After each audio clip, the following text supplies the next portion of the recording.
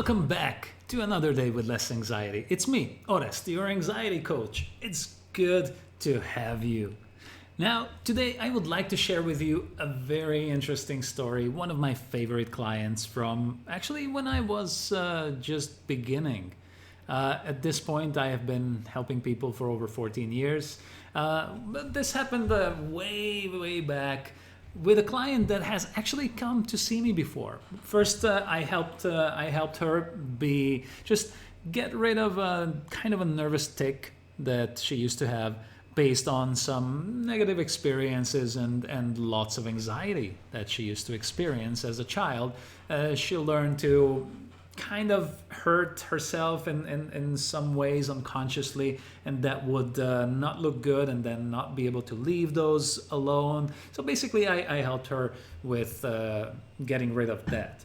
Now she was very happy. She enjoyed that, and eventually she came back to another little program that I used to do back then, which was helping her with painless childbirth, mental preparation, mental projection, some affirmation sets that help her be prepared.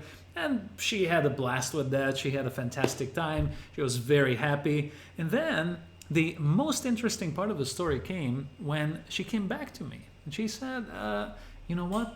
I'm pregnant again. This time it seems like I'm going to have twin baby girls. And I was so happy for her. Awesome, congratulations. Well, what seems to be the problem?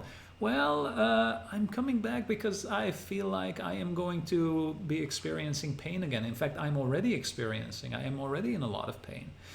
And that was really interesting to me because the way that I used to teach that course, there is nothing really that you need to learn again. You can just listen to the same tapes again. It would just be the exact same thing. So I was thinking to myself, okay, this is probably something different. This is not the exact same pain that is natural with childbirth. That is just only natural to things moving around and stretching beyond their normal stretches and things going in and out and all of that. So the way that I felt like we really needed to have a conversation. So I began to ask her about the pain. I began to talk to her. And as we were talking, at some point I realized I was onto something. This was not about the physiological pain that she was projecting. It felt like there was a lot of worry that was on her mind about having those twin girls be part of their lives. And eventually I realized, because I had all this history with her, I realized that she had an original experience of being very lonely, abandoned, feeling bad, everything that caused the first problem. She was very happy because she found an amazing family, a fantastic partner. She was pregnant the first time around, and she was very happy. She became an amazing, kind, attentive mom.